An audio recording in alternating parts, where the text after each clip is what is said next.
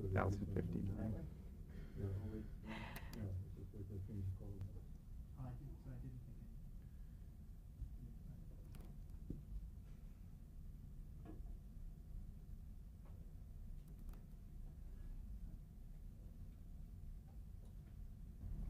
It is October 23rd in the year 2006.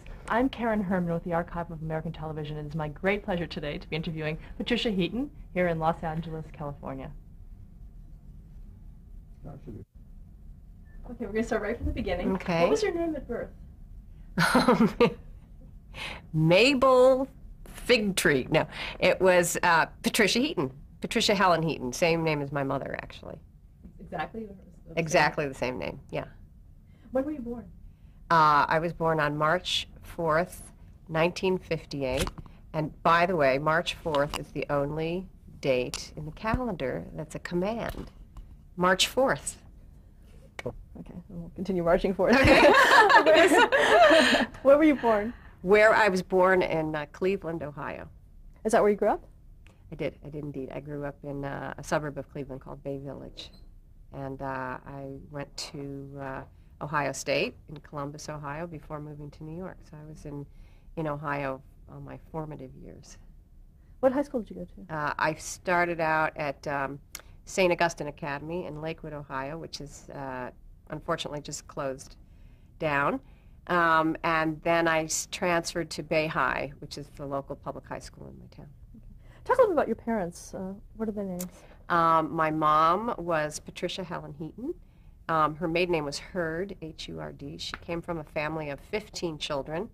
My grandfather, Joy Seth Hurd, was a judge, and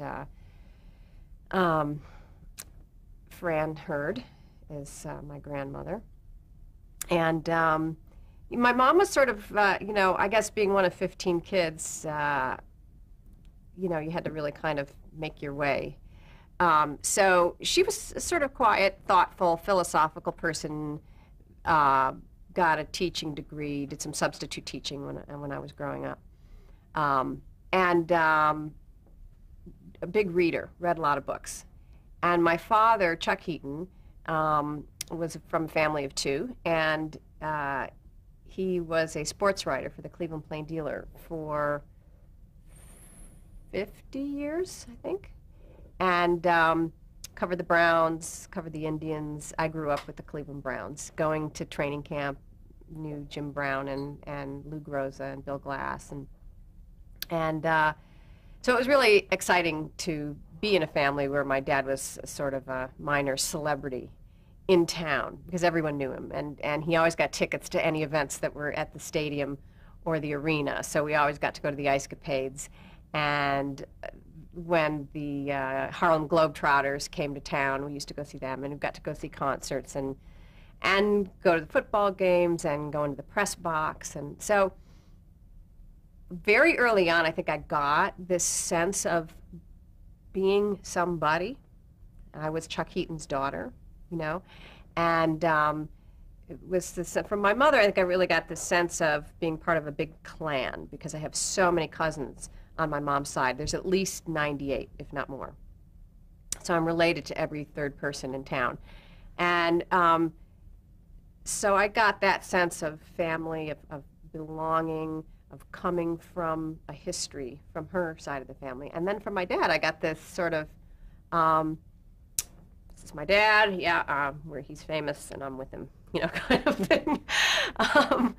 And I think I always liked that attention, actually. So I think that's part of, I actually think that the performance aspect was just something I was born with. I think my mom's mom sang and had sort of that in her, so maybe I got that gene from my mom's side of the family.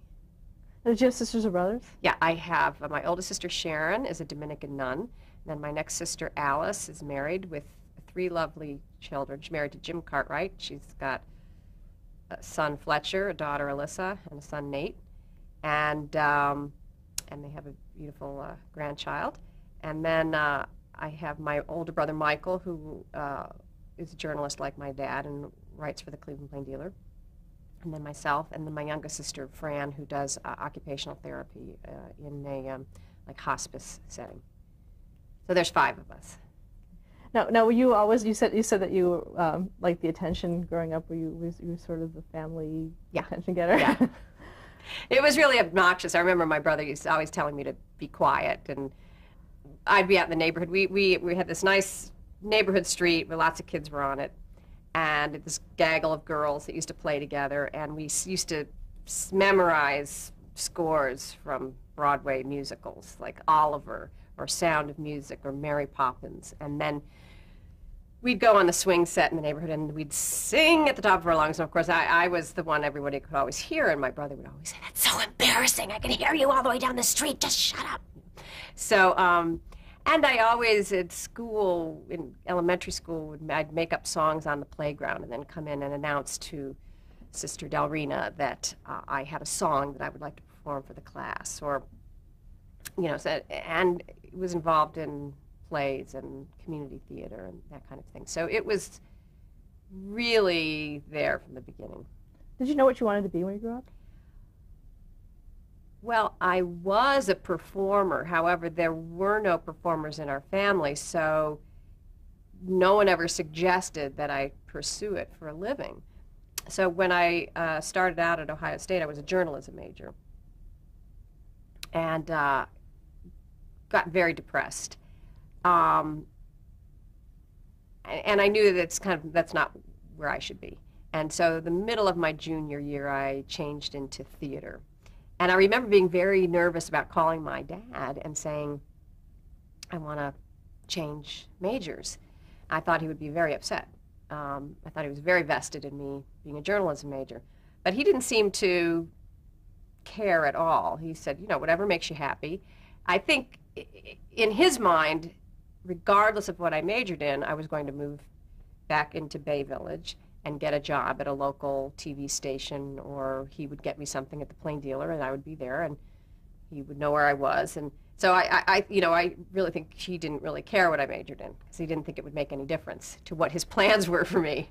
So, so when I graduated from Ohio State and said I was going to move to New York, he was a little that upset him a bit. I wouldn't say upset him. He just said, you know, "You're not moving to New York." And I said, "Well, I'm not really asking you if I can move. I'm just telling you that's where I'm going." So, and so he gave me $500 and I went. So, you know, I didn't have anyone showing me the way. I really had to figure it all out for myself, which ultimately I think was a huge gift, because if I kept pursuing it and if I kept at it and figured it out, it meant that that's what I was supposed to do. It was constantly a test to see what my commitment was, because I had to get the jobs to pay for my acting classes and move to New York City with my girlfriend and find a place to stay and, you know, figure out how to make ends meet and how to audition and what acting teacher to study with. And it was all, there was no one who ever told me anything. I had to find it all out myself. So, and I kept doing it and kept doing it, kept doing it. And along the way, I had these different gigs, and people would say, "Really, you sure you want to pursue acting? Because you'd be really good at, you know, whatever job I was doing at the time. And you could come and work for us full time." And there was something in me that I always said, "No, this is what I need to do." Even though I was broke and depressed half the time, you know, there was that thing inside me that knew. So I think today, you know, I think maybe kids have so much laid out before them that they don't really know for themselves whether this is what they would choose, if it's really what they're willing to sacrifice for, you know, career-wise, because a lot of stuff is laid out for them. So, so I completely ignore my children in hopes that they'll be huge successes. No, I would have liked to have had a little more guidance. I think that would have been useful. And for my own children, I am trying to help them discover what they love to do and then find a way to do that for a living. But they kind of have to see what it is they want to do. Well, going back to your own youth, Mm-hmm. you did work at a station, is that right? A television Yes, station? I worked at Channel 5, which was the ABC affiliate in Cleveland. I started just developing film for the news program. And at that time, it's like making me feel so ancient, they still shot everything on film. And you got the big magazines of film, and you had to take them in the dark room and develop them and put them in the machine and do all this stuff and edit it by hand and cut it with the splicer and put it together. And I did all that. I learned how to do all that stuff. It was a really great job to have, actually. It was a lot of fun. Did you watch a lot of TV growing up? Yeah, we watched a lot of TV. That's why I don't worry. My kids don't watch, actually, as much TV as I did growing up. You know, I remember Andy of Mayberry just thinking that Don Knotts was the greatest. And all the kids shows growing up that we watched, and Captain Kangaroo and Romper Room, and then going on to, and all the cartoons, and on Sunday, Davy and Goliath, that like claymation Bible thing. And then we watched all the, my mother wouldn't let us watch certain things. Peyton Place was a TV show that was on when I was younger. Of course, we could not watch that. She didn't like us watching Wild Wild West because it was too sexual. I don't know, sexual. I guess, you know, what's the lead guy's name in Wild Wild West? James Conrad. Robert Conrad. Robert Conrad. Pants were too tight, I guess.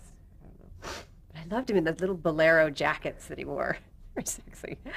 Although apparently he's only like 3 feet tall. It's interesting. Anyway, yeah, so we stuck up look at Wild Wild West sometime, and my brother and I used to fight. I always wanted to watch Julia, and he always wanted to watch Combat. I think it was on at the same time.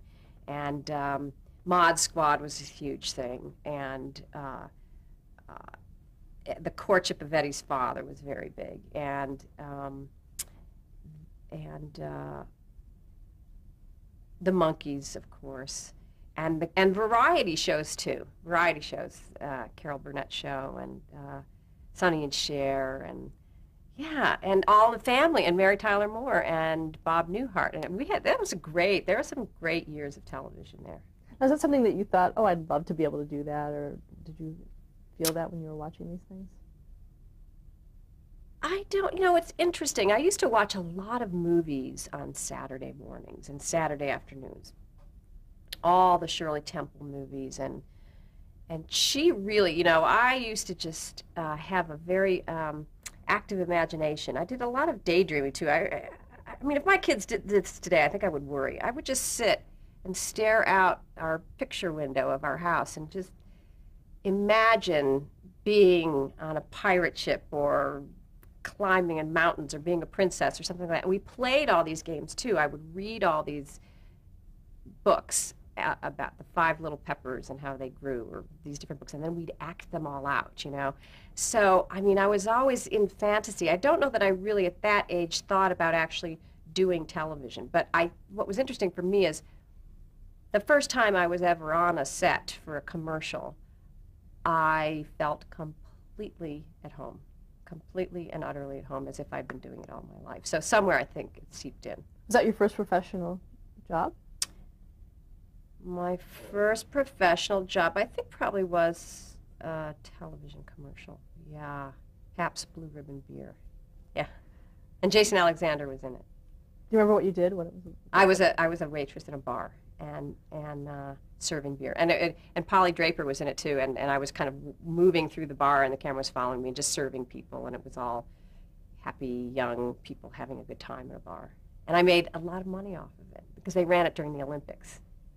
Yeah. Oh, this was when you were in New York? That was when I was in New York, yeah. Okay, that was your first taste. Yeah. Did you have an agent when you got there? No.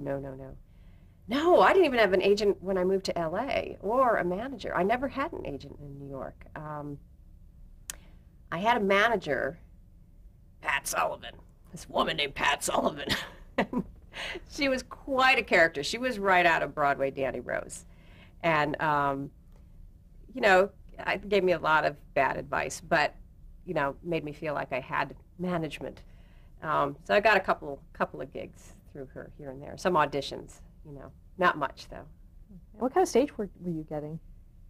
Oh, none. I mean, anything I did, I had to produce myself. The fact that I'm sitting here having this conversation with you is miraculous.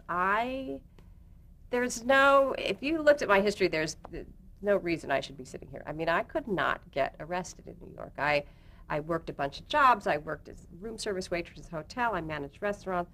I proofread at Morgan Stanley in mergers and acquisitions. I, went to acting class, had like 8 different therapists. I mean, it's just sort of all over the place. I didn't know anybody. I had no connections. I didn't go to the right school. I mean, in New York, you really need to go to a feeder college that feeds people into the New York theater scene. So you need to have gone to Carnegie Mellon, or you need to have gone to Yale, or Juilliard, or some Northwestern, somebody, schools in Chicago or something, because all those students, the directors from those schools, go to New York and they hook up with play companies that are affiliated, and then they hire all the people they worked with at college. And I didn't know any of them. I mean, I could not get arrested. And you kept up with it? Kept going with it.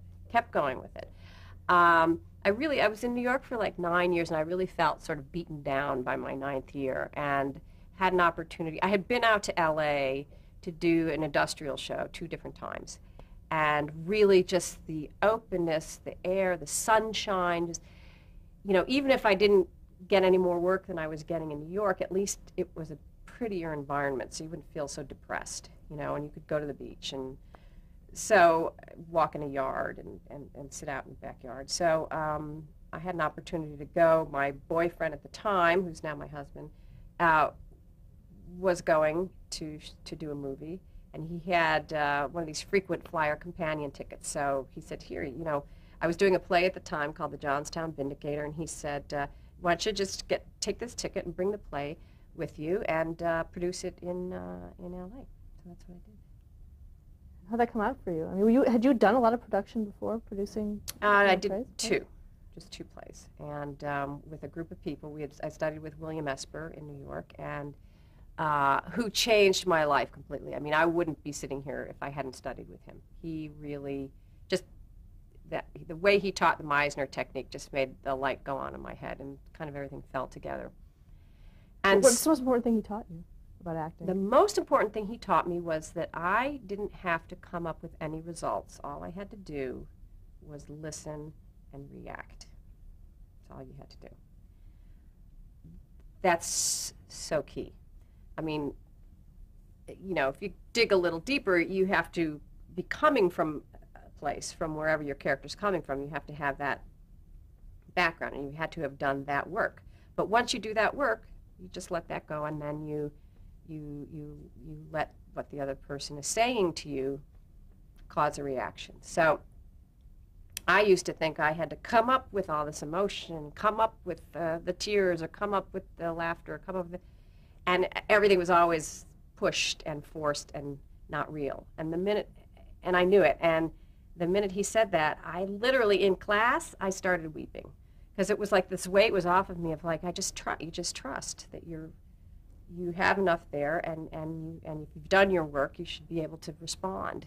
And it just made all the difference in the world. I still talk to him. Yeah.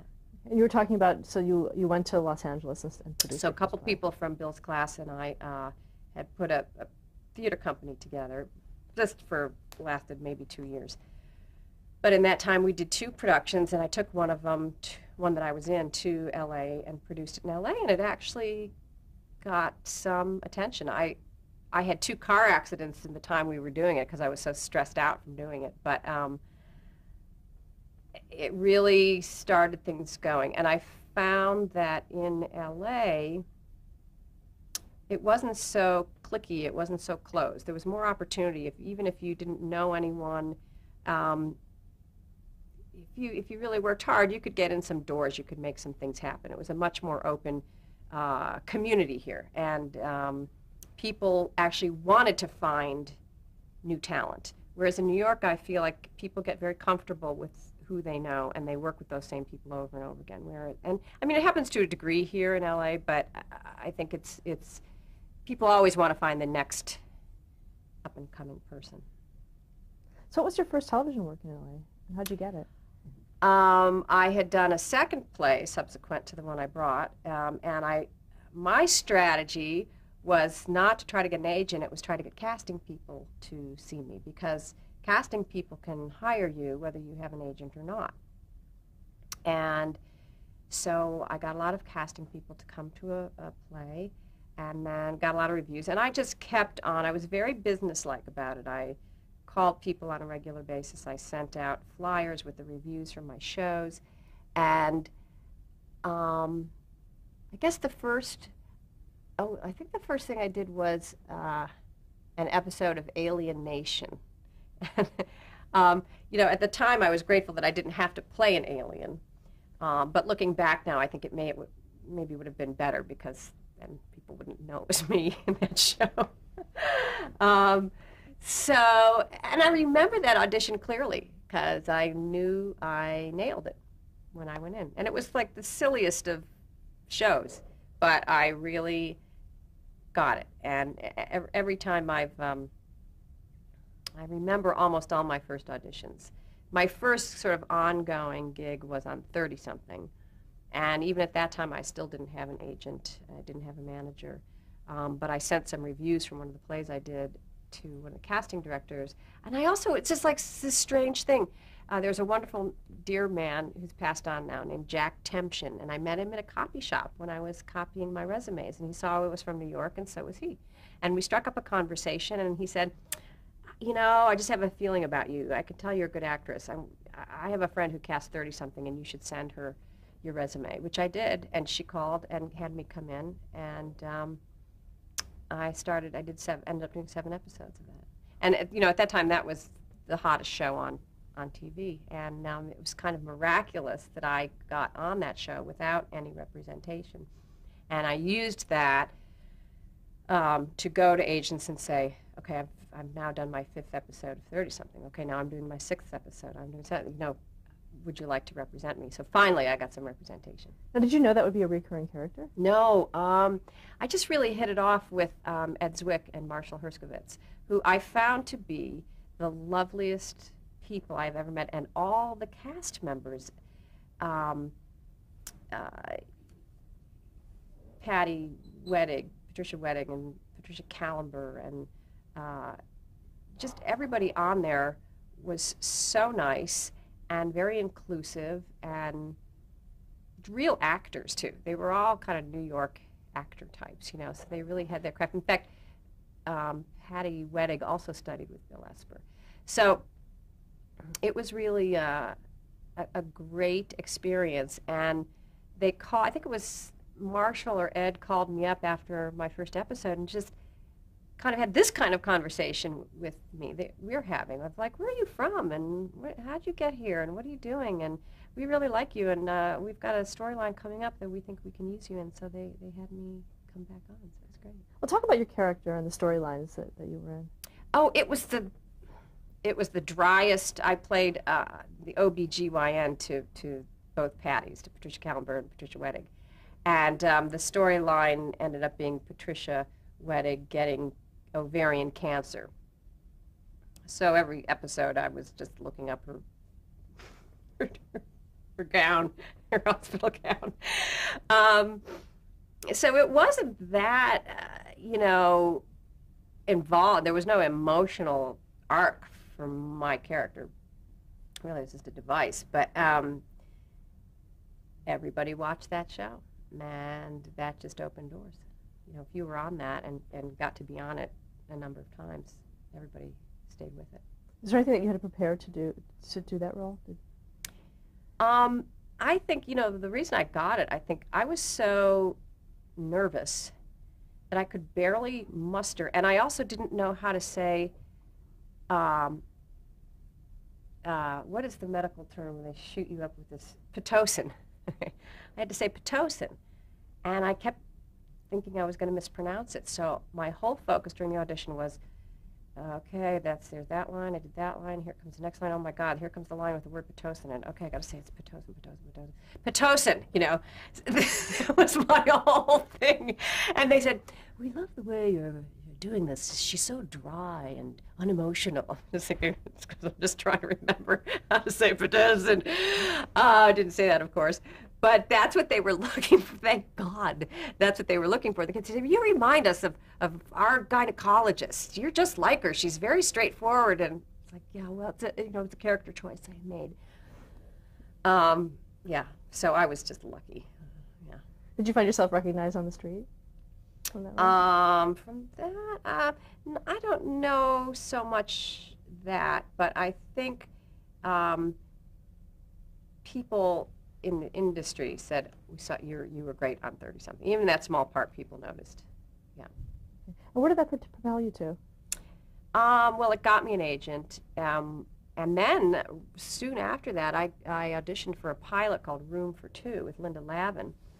And I was in New York, happened to be passing through New York, and I went in to read with her, and it really just clicked.